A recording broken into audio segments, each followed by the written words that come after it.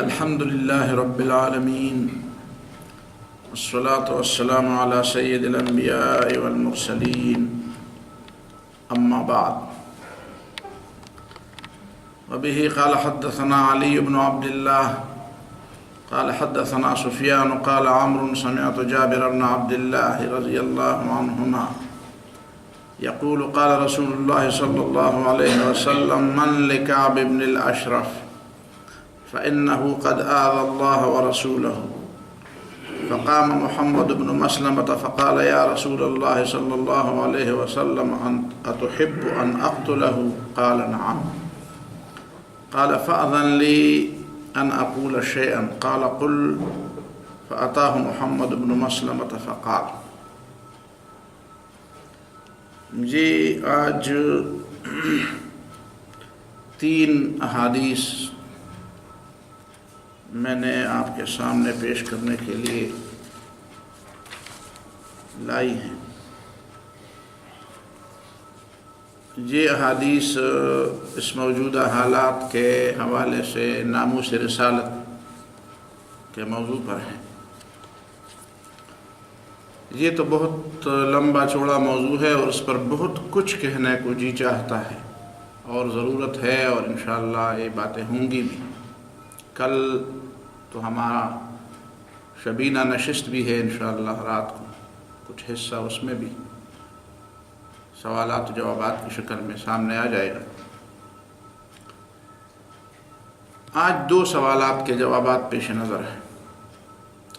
پہلا سوال یہ ہے کہ عام طور پر لوگ کہتے ہیں کہ دیکھیں رسول اللہ صلی اللہ علیہ وسلم خود اپنے گستاخ کو معاف کرتے تھے، تو ہمیں کیا حق ہے کہ ہم رسول اللہ صلی اللہ علیہ وسلم کے گستاخ کو معاف نہ کریں؟ اگر ایک جانب رسول اللہ صلی اللہ علیہ وسلم خود اپنے گستاخ کو معاف کرتے ہیں تو ہم کیوں نہ معاف کر دیں؟ تو یہ 3 احادیث اس بات کی دلیل ہے کہ رسول اللہ صلی اللہ علیہ وسلم نے گستاخی کرنے والے کو سزا دی ہے. اگر صرف اور صرف رسول اللہ صلی اللہ علیہ وسلم معافی پر اکتفا کرتے اور کبھی سزا نہ دیتے تو پھر یہ اعتراض درست ہو سکتا تھا. لیکن رسول اللہ صلی اللہ علیہ وسلم نے معافی بھی دی ہے اور سزا بھی دی ہے. اس سے معلوم ہوا کہ ہمیں معافی دینے کا اختیار نہیں ہے، ہمیں صرف سزا دینے کی بات ہے. اور جس بھی صحابی کے سامنے نبی صلی اللہ علیہ وسلم کی گستاخی ہوئی ہے تو صحابی نے اس کا کام تمام کر دیا ہے. اور اسی پر بھی کئی سوالات اٹھتے ہیں، انشاءاللہ ہم جواب دینے کے لیے تیار ہیں. ایسی بات نہیں ہے کہ ہم جواب نہیں دے سکتے. دوسری بات یہ ہے کہ لوگ سمجھتے ہیں کہ رسول اللہ صلی اللہ علیہ وسلم کے دربار میں بات پیش ہوئی اور نبی صلی اللہ علیہ وسلم نے سزا دی، یہ بات تو ٹھیک ہے، لیکن بطور خود کسی کو سزا دینا یہ طریقہ غلط ہے. اب ان 2 واقعات جو پہلی 2 حدیثوں میں بیان ہوئے ہیں، ان 2 واقعات کے علاوہ جتنے بھی واقعات نبی صلی اللہ علیہ وسلم کے زمانے میں گستاخ رسول کی سزا سے متعلق ہیں وہ بالکل ایسی ہیں کہ جس شخص کے سامنے گستاخی ہوئی ہے اور اسے اس بات کی سمجھ آ گئی ہے کہ یہ شخص واقعی گستاخی پر اتر آیا ہے، اس نے اس کا کام تمام کر دیا ہے. اس سے 2 باتیں ثابت ہوتی ہیں. پہلی بات یہ ثابت ہوتی ہے کہ نبی صلی اللہ علیہ وسلم کے زمانے میں صحابہ کرام چونکہ وہیں پہ حاکم اور محکوم کی ایسی تفریق نہیں تھی جو بعد میں ہوتی ہے. یہ مسئلہ ذرا نازک ہے. نبی صلی اللہ علیہ وسلم کے زمانے میں جب پیغمبر خود موجود ہو اور اس کے ہاتھ میں اقتدار اور اختیار ہو تو پیغمبر پر ہر ایمان لانے والا گویا وہ رعایا بھی ہوتا ہے اور وہ حکمران بھی ہوتا ہے. اس لیے کہ نبی کی ایسی فوج نہیں ہوتی جو تنخواہ دار ہو. یہ تنخواہ پولیس کی تنخواہ ہے، فوجوں کی تنخواہ ہے اور دوسرے کارندوں کی تنخواہ ہے. یہ انبیاء کے بعد کی باتیں ہیں. نبی کے زمانے میں جو کارکن اللہ تعالیٰ نبی کے ارد گرد جمع کرتا ہے اور اسے نبی کی معیت میں ایمان لانے کی توفیق دیتا ہے وہ کچھ خاص قسم کے لوگ ہوتے ہیں، اور ان کا کمال یہ ہوتا ہے کہ وہ جس طرح رسول اللہ صلی اللہ علیہ وسلم یا جس طرح دوسرا نبی صلی اللہ علیہ وسلم کے علاوہ جو پیغمبر گزرے ہیں ان کے زمانے میں اس طرح کی بات ہوئی تو ان کو یہ مقام دیا گیا ہے، ان کو یہ مقام، اور وہ سمجھتے ہیں کہ ہماری ذمہ داری ہے، یہ نہیں کہ حکومت کوئی الگ چیز ہے اور ان کی ذمہ داری ہے، نہیں، یہ ہماری ذمہ داری ہے، ہم ہیں وہ لوگ جو امر بالمعروف اور نہی عن المنکر اور اقامت حق کے لیے جس گروہ کو اٹھایا گیا ہے اور جس کی ذمہ داری لگائی ہے، یہ وہ لوگ ہم ہی ہیں۔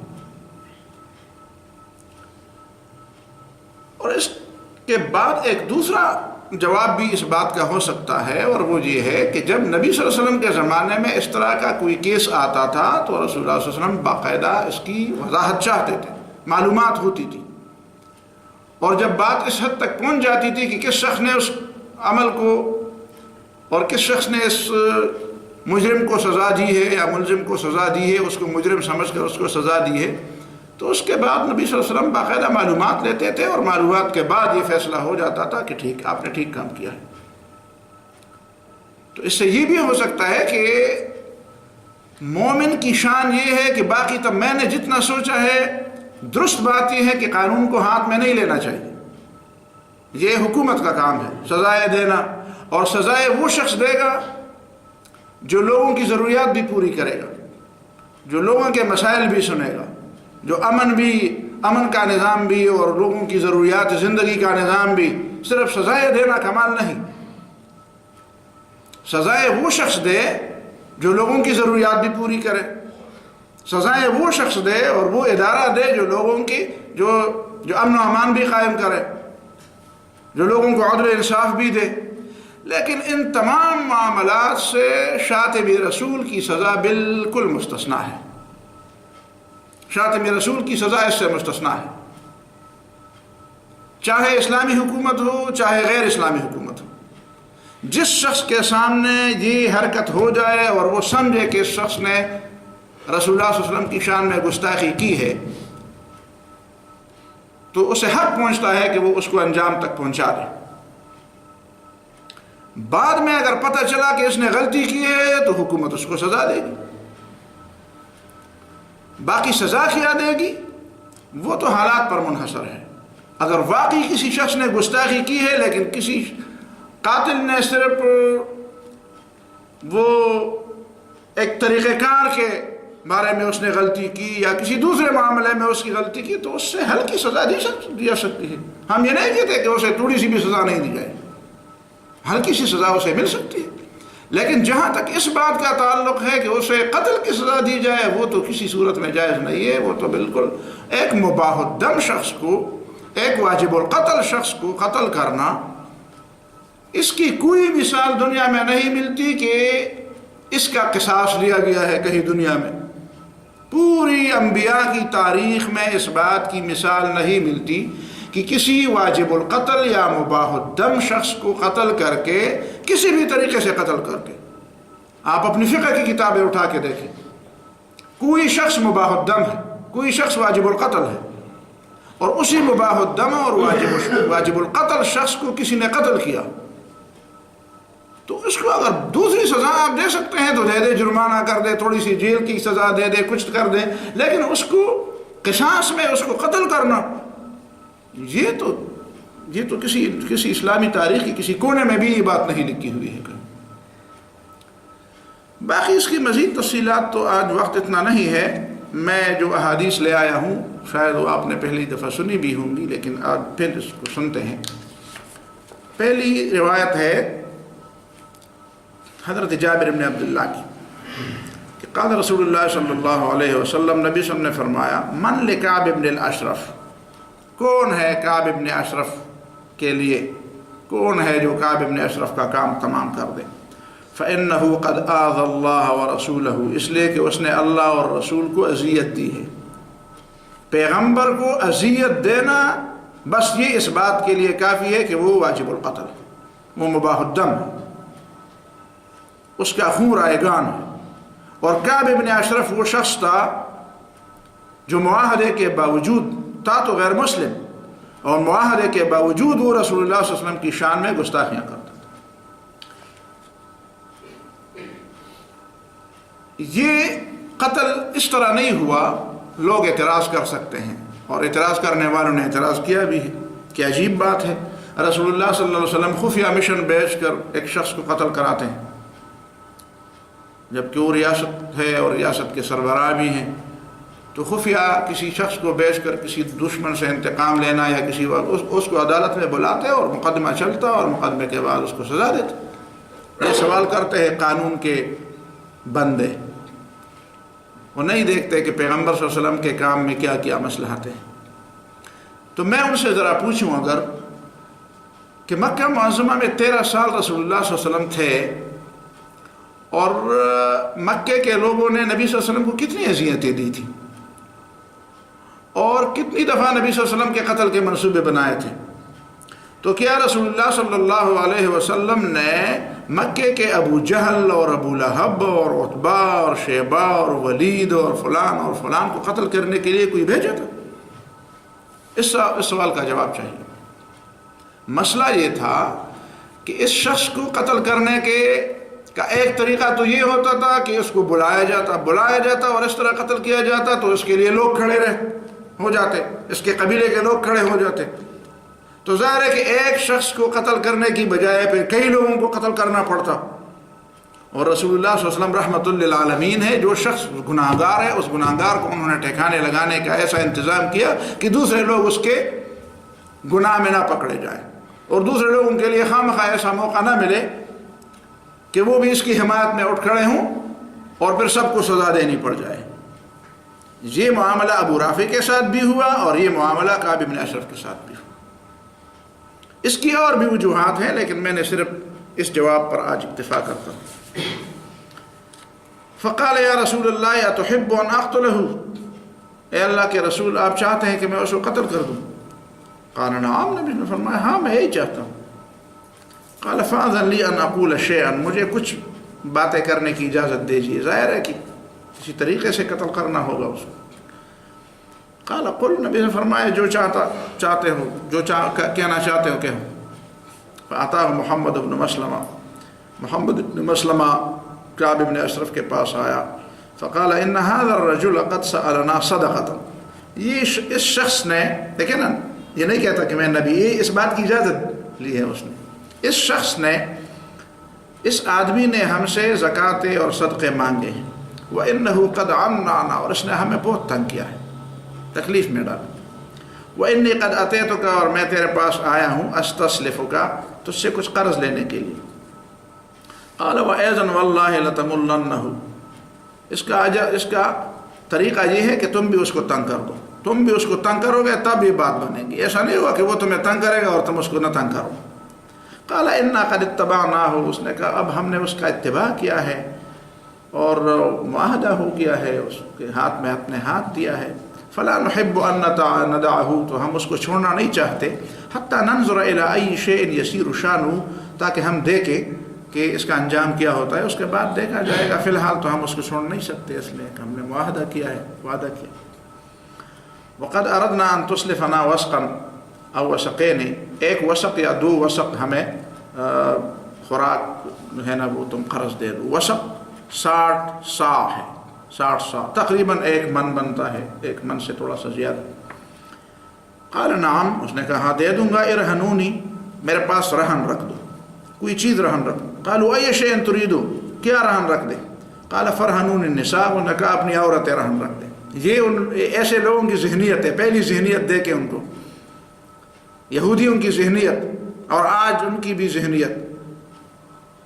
آج پنجاب میں جو ترمیمی بل پاس ہوا ہے، کبھی اس پر بھی انشاءاللہ بات ہوگی، یہاں پہ بھی پاس کرنے کا ارادہ ہے، تو کہتے ہیں ہمارے ساتھ اپنی بیویاں رہن رکھ دو۔ قالوا کیف نرہنک نساءنا وانت اجمل العرب، تو دیکھے تمہارا عرب کے اندر کیا مقام ہے اور سب سے انتہائی تن و من صحت مند آدمی ہو، اور اپنی بیویوں کو تمہارے پاس کیسے بھیج دیں؟ قال فرہنونی ابناءکم، اس نے کہا اپنے بیٹوں کو پھر ہمارے ساتھ رہن رکھ دو۔ قالوا کیف نرہنک ابناءنا، بیٹے ہم کیسے رہن رکھ دیں، گروی رکھ دیں؟ فیسب احدہم، پھر جب کسی سے جھگڑا ہوگا اور تو وہ اسے گالی دے گا.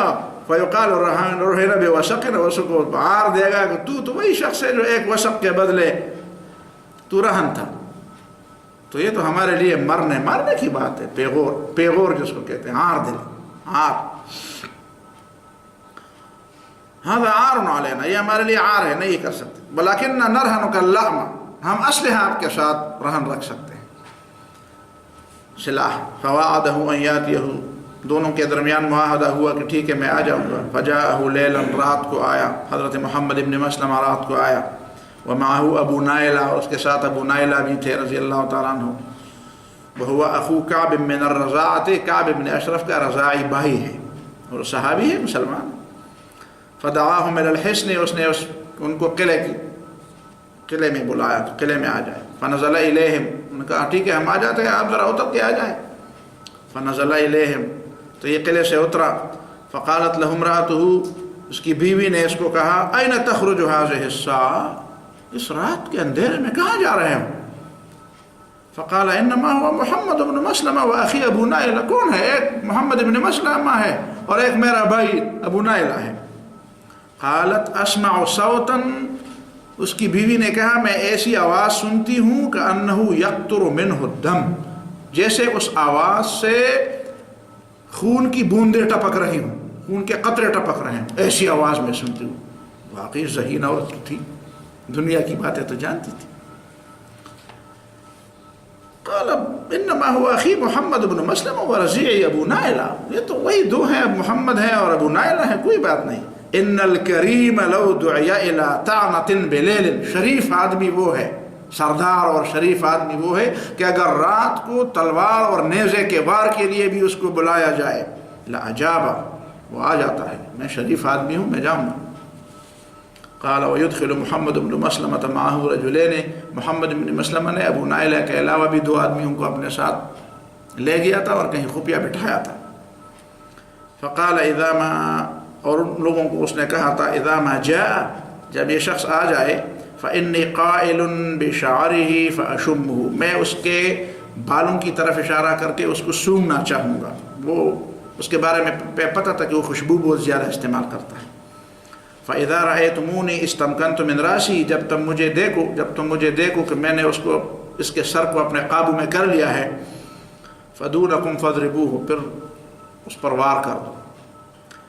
وَقَالَ مَرَّةً ثُمَّ أُشِمُّكُمْ، اس میں یہ بھی ہے، روایت یہ بھی ہے کہ پہلے میں اس کو سونگوں گا پھر تمہیں دے دوں گا کہ تم بھی سونگو، اور پھر دوبارہ میں کہوں گا کہ یار دوبارہ دے دو، بڑی زبردست خوشبو ہے. تو جب دوبارہ میں اس کو سونگوں گا تو پھر اس کو پکڑوں گا اور تم اس پہ وار کرو گے. فنزل الیہم، تو کعب ابن اشرف نکل آیا. وہو ینفخ متوشحا، چادر لپیٹے ہوئے. وہو ینفخ منہ ریح الطیب، اور اس سے خوشبو کی مہکے اٹھ رہی تھی. فقال ما رأیت کالیوم ریحا اطیب، اطیب، میں نے تو آج ایسی خوشبو کبھی بھی نہیں دیکھی. قال عندي اعطر نساء العرب واكمل العرب حسنا، میری عورت سارے عرب کی عورتوں سے زیادہ اچھی خوشبو بنانے والی ہے اور زیادہ بہترین عورت ہے. فقال اتاذن لي ان اشم راسك، مجھے اجازت ہے کہ میں تیرے سر کو ذرا سونگ لوں. قال نعم، اس نے کہا لے لو سونگ. قال فشمه، اس نے سونگ لیا. ثم اشم اصحابه، پھر اپنے ساتھیوں کا یار سونگ لو، تو زبردست خوشبو ہے. ثم قال اتاذن لي، یار دوبارہ مجھے خوشبو کی اجازت ہے کہ میں سونگ لوں. قال نعم، نے کہا ہاں.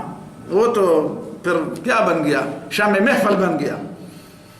فلما استمكن منه، جب اس نے دوبارہ سننے کے بعد اس کو اپنے قابو میں کر لیا. قال دونکم، نے کہا پکڑو، فقتلوه، قتل کرو اس کو. تو قتل کر دے. فقتلوه ثم اتوا النبي صلی اللہ علیہ وسلم فاخبروه، نبی صلی اللہ علیہ وسلم کے پاس آئے اور نبی صلی اللہ علیہ وسلم کو خوشخبری دی کہ ہم نے آپ کے دشمن کو ٹھکانے لگا لیا. یہ بخاری کی روایت ہے. دوسری روایت، حدثنا ابراہیم بن یوسف عن ابی عن ابی اسحاق قال سمعت البراء رضی اللہ عنہ، براء ابن مالک، یا غالباً یہ براء ابن عازب ہے رضی اللہ تعالیٰ عنہ. قال بعث رسول اللہ صلی اللہ علیہ وسلم الى ابی رافع، نبی صلی اللہ علیہ وسلم نے ابو رافع کی طرف بھیجا عبداللہ ابن عتیق و عبداللہ ابن عتبہ فی ناس معہم، عبداللہ ابن عتیق کی قیادت میں عبداللہ ابن عتبہ اور دوسرے لوگ بھیجے تاکہ ابو رافع کا کام تمام کیا جائے۔ فانطلقوا حتی دنوا من الحصن، تو وہ ایک قلعے میں تھا، مدینے سے باہر تھا، وہ ایک قلعے میں تھا، حتیٰ کہ وہ اس کے قلعے کے قریب ہو گئے۔ فقال لهم عبداللہ ابن عتیق، عبداللہ ابن عتیق نے اپنے ساتھیوں سے کہا امکثوا، آپ یہاں بیٹھو، انتم حتی انطلق انا، تاکہ میں وہاں پہ جاؤں، فانظر، اور میں دیکھوں کہ کیسی قلعہ میں جانا، قلعے کے اندر جانا اور ایک آدمی کو قتل کرنا ایک آسان کام تو کیسے ہو جائے گا۔ قال فتلطفت، میں سوچ رہا تھا اور میں ادھر ادھر گھوم رہا تھا، ان ادخل الحصن، کہ کیسے میں اس قلعے کے اندر چلا جاؤں گا۔ اچانک اللہ کا کرنا ایسا ہوا، ففقدوا حمارا لهم، اس قلعے والوں کا کوئی گدھا گم ہو گیا، انہوں نے اندر گدھے گن گئے ہوں گے، ویسے بھی گدھے کچھ 2 پاؤں والے ہوں گے، کچھ 4 پاؤں والے ہوں گے، تو گدھے گنتے رہے تو ایک گدھا کہیں کم نکلا تو دوسرے اس کو ڈھونڈنے باہر نکل آئے۔ قال فخرجوا بقبس، وہ شعلے اٹھا کے گھوم رہے ہیں ادھر ادھر اور گدھا ڈھونڈ رہے ہیں، یطلبونه، قال فخشیت ان اعرف، اب مجھے ڈر لگا کہ اب یہ تو شعلے ہیں ان کے پاس، تو میں پہچانا جاؤں گا۔ قال فغطیت راسی، اب میں نے چادر میں اپنا سر چھپا لیا، کہ انی اقضی حاجتا، گویا کہ میں قضاء حاجت کے لیے بیٹھا ہوں، جس طرح ہمارے دیہاتوں کے لوگ چادر لپیٹ کر قضاء حاجت کے لیے بیٹھتے ہیں، تو گویا کہ وہ عربوں میں طریقہ تھا، تو میں نے بھی اسی طرح اپنے آپ کو چادر میں کہ میں قضاء حاجت کے لیے بیٹھا ہوں۔ ثم نادى صاحب الباب، پھر جو دروازے کا چوکیدار تھا اس نے آواز دی، من اراد ان يدخل فليدخل، بھائی جو اندر آنا چاہے اندر آ جائے، ورنہ میں دروازہ قبل ان اغلقه، میں دروازہ بند کرنا چاہتا ہوں۔ تو کہتے ہیں میں نے چادر لپیٹ کر، دوسرے لوگ جا رہے تھے تو میں بھی اندر چلا گیا، حتی ذهب فدخلت، میں بھی اندر داخل ہوں۔ اب اندر تو لوگوں کے کمرے ہیں، جگہ ہیں بیٹھنے کا، میں کھڑا رہوں گا یا بیٹھا رہوں گا تو کہاں رہوں گا۔ فدخلت، میں اندر دیا، ثم اختبأت، پھر میں چھپ گیا، فی مربط حمار عند باب الحصن، دروازے کے قریب گدھوں کو اور جانوروں کو باندھنے کی کوئی جگہ تھی تو میں وہاں پہ چھپ گیا۔ فتعشوا عند ابی رافع، اب میں دیکھ رہا ہوں یہ سارے لوگ اوپر چڑھ کر، ابو رافع اوپر کمرے میں رہتا تھا دوسری چھت میں، تو ان لوگوں نے وہاں اس کے ساتھ کھانا کھایا، وتحدثوا، اور گپے شپے لگاتے رہے، حتی ذهبت ساعة من اللیل، حتیٰ کہ رات کا ایک پورا حصہ گزر گیا۔ ثم رجعوا الى بیوتہم، پھر وہ سارے لوگ اپنے اپنے گھروں میں اور اپنے اپنے کمروں میں چلے گئے۔ فلما هدأت الاصوات ولا اسمع حرکتا، جب آوازیں خاموش ہو گئی اور میں کوئی آواز نہیں سن رہا تھا، کوئی حرکت کی آواز نہیں سن رہا تھا، خرجت، تو میں نکل آیا۔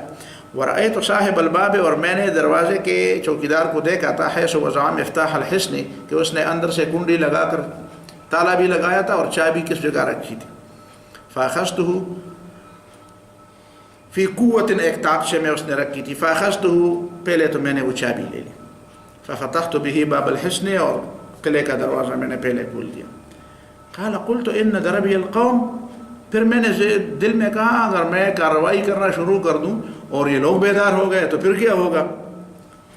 فانطلقت على محل، پہ آہستہ آہستہ میں چلا گیا دبے پاؤں، ثم عمدت الى ابواب بیوتہم، پھر ایک ایک دروازے کے پاس گیا، فغلقتها علیہم من ظاہر، تو میں نے باہر سے ان پر کنڈیاں لگا دی، سب کے دروازوں سے باہر کی کنڈیاں لگا دی، ایک ایک دروازے کو بند کر دیا۔ ثم صعدت الى ابی رافع فی سلم، پھر میں سیڑھیوں کے ذریعے ابو رافع کے کمرے تک پہنچا، فاذا البیت مظلم، تو کمرے میں اندھیرا تھا، قد طفئ سراجہ، انہوں نے چراغ گل کیا تھا، فلم ادر این الرجل، مجھے پتہ نہیں چلتا تھا کہ ابو رافع کہاں سویا ہوا۔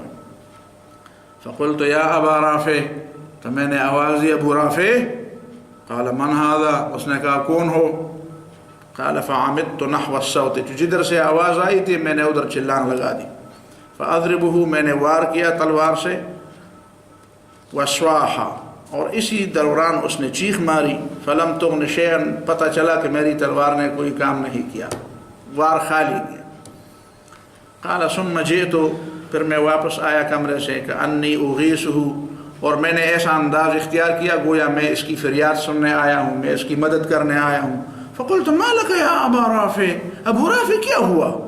وقد غیرت صوتی، اور میں نے اپنی آواز میں تھوڑی تبدیلی پیدا کی.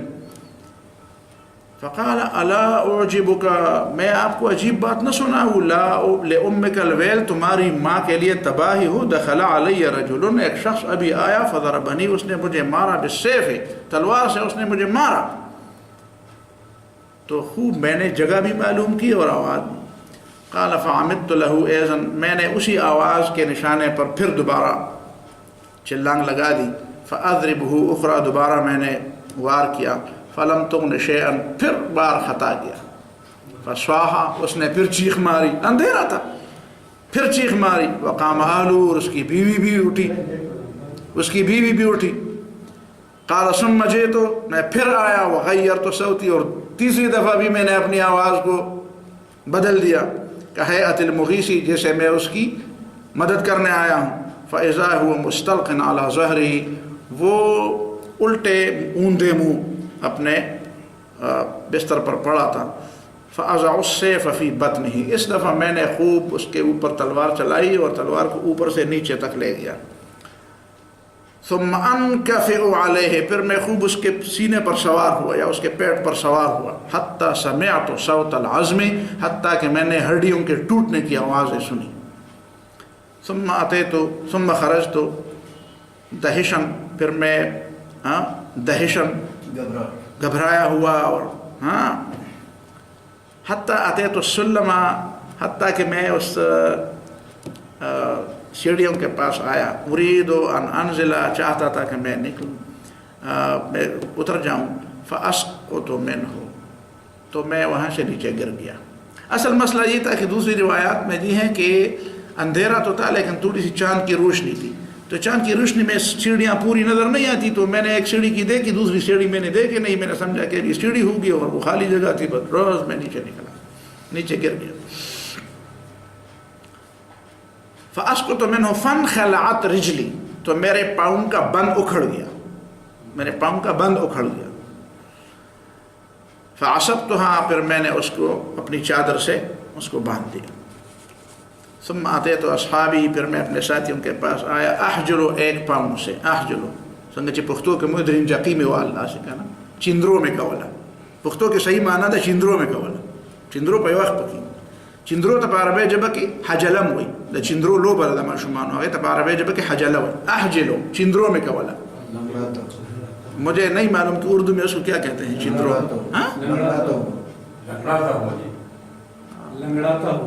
لنگڑاتا ہوا، ہاں لنگڑاتا ہوا تو خیر، لنگڑاتا ہوا تو وہ بھی ٹھیک ہے، لنگڑاتا ہوا. لیکن چندرو تو ایک کھیل ہے، چندرو تو ایک کھیل ہے، اس میں ایک پاؤں پکڑتے ہیں ہاتھ سے اور دوسرے ہاتھ سے وہ کیا کہتے ہیں، ہاں گوڑے. لنگڑاتا ہوا، ٹھیک ہے، لنگڑاتا ہوا ہے. فقلت انطلقوا، میں نے کہا بس اب جاؤ، کام ہو گیا. فبشروا رسول اللہ صلی اللہ علیہ وسلم، رسول اللہ صلی اللہ علیہ وسلم کو خوشخبری سناؤ. فإني لا أبرح، میں تو یہاں پہ ہوں گا، حتى اسمع الناعیہ، یہاں تک کہ میں نائی سے سن لوں. ناعیہ، نائی برا نہ مانیے گا، نائی، نائی، نائی کا معنی موت کی خبر دینے والا. شاید ہم جو نائی کو نائی بولتے ہیں وہ بھی نائی ہے اصل میں، نہیں، موت کی خبر دینے والا. اتمع الناعیہ، میں موت کی خبر پرانے زمانے میں نائی خبر دیتے تھے نا، غمی شادی کی خبر تو نائی تھی، نائی. تو میں موت کی خبر دینے والے کی آواز خود سن لوں، تب میرا دل ٹھنڈا ہو جائے کہ واقعی کام ہو گیا ہے. فلما كان في وجه الصبح، جب صبح طلوع ہونے لگا، صاعدا ناعیۃ، تو آواز دینے والا قلعے کی چھت پر آواز دینے لگا. فقال انا ابا رافع، میں ابو رافع کی موت کی خبر دیتا ہوں، ابو رافع مر شو، ایسی آواز. قال فقمت امشی، بس اس وقت میں اٹھا. دیکھیں نا کتنا جرأت مند ہے، کتنا بہادر ہے. اس وقت وہ نکل رہا ہے جب لوگوں کے نکلنے کا وقت ہے، اور ایک ایسے علاقے میں گیا ہے جہاں پہ تم کون ہوتے ہو اور ابھی لنگڑا کے بھی چلتے ہو، تم تو ہو وہی. میں ادھر سے اس وقت نکلا، اور اللہ کا کرنا ایسا ہوا کہ ما بی قلبتن، میرے پاؤں میں کوئی درد نہیں تھا. فادرکت اصحابی قبل ان یاتوا النبی صلی اللہ علیہ وسلم، تو میرے ساتھی ابھی نبی صلی اللہ علیہ وسلم کے قریب نہیں پہنچے تھے اور میں نے ان کو پا لیا. اور پھر خود فبشرتہ، میں نے رسول اللہ صلی اللہ علیہ وسلم کو خوشخبری سنا دی۔ یہ تیسری بات، دوسری حدیث۔ تیسری حدیث، حدثنا عباد بن موسى الختلي قال اخبرنا اسماعيل بن جعفر المدني عن اسرائيل عن عثمان الشحام عن اکرمہ قال حدثنا ابن عباس ان اعمى، عبداللہ ابن عباس نے روایت کی ہے کہ ایک نابینا صحابی تھے، کانت لہو ام ولد، اس کی ایک کنیز تھی، تشتم النبی صلی اللہ علیہ وسلم، اور وہ کنیز اس کی ہمیشہ رسول اللہ علیہ وسلم کی شان میں بری باتیں کرتی تھی، وتقع فیہ، اور نبی صلی اللہ علیہ وسلم کے بارے میں گستاخی کرتی تھی، فینہاہا، اور یہ نابینا صحابی جو تھے وہ ہمیشہ اس کو منع کرتے تھے کہ ایسا نہ کرو، فلا تنتہی، اور وہ منع نہیں ہوتی تھی، ویزجرها، اور اس کو ٹوکتا تھا، فلا تنزجر، اس کے باوجود بھی وہ باز نہیں آتی تھی۔ قال فلما كانت ذات ليلة، ایک رات ایسا ہوا، جعلت تقع في النبي صلی اللہ علیہ وسلم وتشتمه، ایک رات وہ نبی صلی اللہ علیہ وسلم کی شان میں گستاخیاں کرنے لگی اور بری باتیں کرنے لگی، فاخذ المغول، تو وہ نابینا صحابی نے ایک دودھاری چھری لے لی، مغول دودھاری چھری، پشقوزہ، جس کے دونوں طرف تیز ہو، فوضعه في بطنها، اور اس سے اس کے پیٹ میں وار کیا، واتکأ علیہا، اور اس کے پیٹ کے اوپر بیٹھ کر اس نے خوب اس میں چھری چلائی دونوں طرف، فقتلها، اس کو قتل کیا، فوقع بین رجلیہا طفل، اس کا ایک چھوٹا بچہ بھی اس کے قریب اس کے اوپر آ گیا، فلطخت ما هناك بالدم، تو اپنی ماں کے خون میں وہ لت پت ہو گیا، فلما اصبح، جب صبح ہوئی، ذکر ذلك رسول اللہ صلی اللہ علیہ وسلم، نبی صلی اللہ علیہ وسلم کو اس بات کی رپورٹ کی گئی کہ مدینہ میں ایک قتل ہوا ہے، رات کو ایک عورت قتل ہوئی ہے، فجمع الناس، تو نبی صلی اللہ علیہ وسلم نے لوگوں کو جمع ہو جاؤ، لوگوں آ جاؤ، کیا ہوا ہے؟ فقال، نبی صلی اللہ علیہ وسلم نے فرمایا، انشد اللہ رجلا، میں اس شخص کو اللہ کی قسم دیتا ہوں، فعل ما فعل، کہ جس نے یہ کام کیا، لی علیہ حق الا قام، اس حق کے واسطے جو میرا اس کے اوپر ہے، اگر وہ مومن ہے اور مجھے پیغمبر مانتا ہے تو وہ اٹھے کہ یہ کام کس نے کیا ہے، دیکھیں نا تفتیش ہوتی ہے۔ فقام الاعمى، تو وہ نابینا صحابی اٹھے، یتخطى الناس، لوگوں کے صفوں کو چیرتے ہوئے، وهو يتزلزل، اور اس پر کپ کپی طاری ہے، وہ ہلتا ہے، وہ یتزلزل، یعنی اس کیا کہتے ہیں اس کو، ہاں کامتا ہوا، حتیٰ قعد بین یدی النبی صلی اللہ علیہ وسلم، حتیٰ کہ آ کر وہ رسول اللہ صلی اللہ علیہ وسلم کے سامنے بیٹھ، فقال یا رسول اللہ، نے کہا اللہ کے رسول صلی اللہ علیہ وسلم، انا صاحبها، میں نے اس کو قتل کیا ہے، اور قتل اس لیے کیا کہ کانت تشتمک، وہ تمہیں گالی دیتی تھی، وتقع فیک، اور تیری بھی حرمتی کرتی تھی، تیری ناموس پر وہ حرف گیری کرتی تھی، فانہاها، میں نے کئی دفعہ اس کو منع کیا، فلا تنتہی، وہ منع نہ ہوتی تھی، وازجرها، میں بہت اس کو ٹوکتا تھا، فلا تنزجر، ٹوکنے سے بھی باز نہیں آتی تھی، ولی منہا ابنان، اور میری پسند تھی وہ، میرے اس سے دو بیٹے ہیں، مثل اللؤلؤتین، جیسے وہ پرل ہوں، جیسے وہ ہیرے ہوں، ہیروں جیسے میرے چھوٹے چھوٹے بچے ہیں، اپنے چھوٹے بچوں کی ماں کو کوئی اس طرح قتل کر سکتا ہے؟ تو وکانت بھی رفیقتاً، اور میرے ساتھ بھی وہ بڑی مہربان تھی، بس صرف آپ کی شان میں گستاخی کرتی تھی، میرے بچے بھی اس سے تھے اور میرے اوپر وہ بڑی مہربان بھی تھی، لیکن فلما كانت البارحہ، رات کو پھر ایسا ہوا، جعلت تشتمک وتقع فیک، وہ پھر آپ کو گالیاں دینے لگی اور پھر آپ کی شان میں گستاخیاں کرنے لگی، فاخذت المغولا، تو میں نے دودھاری چھری لے لی، فوضعته في بطنها، اور میں نے اس کے پیٹ کو چاک کر کے اس کا کام تمام کر، حتی قتلتها، میں فقال النبی صلی اللہ علیہ وسلم، رسول اللہ صلی اللہ علیہ وسلم نے جب یہ رودات سنی تو فرمایا، الا لوگو اشہدو، گواہ رہو، ان دمها حدر، کہ اس عورت کا خون رائے گاہ ہے۔ تو ان تین باتوں سے جو بات ثابت ہوتی ہے وہ یہی ہے، جو اس دور کے بارے میں جو سوالات ادھر ادھر گھوم رہے ہیں، ان سب سوالاتوں کا وہ جواب ہے۔ اس کے بعد بھی کئی سوالات رہتے ہیں، تو اس کے بعد بھی انشاءاللہ جوابات بھی آئیں گے. اگر کوئی سوالات چھیڑے گا تو پھر جوابات بھی سنے گا. اقول قولی ھذا واستغفر اللہ لی ولکم ولسائر المسلمین واستغفروہ انہ هو الغفور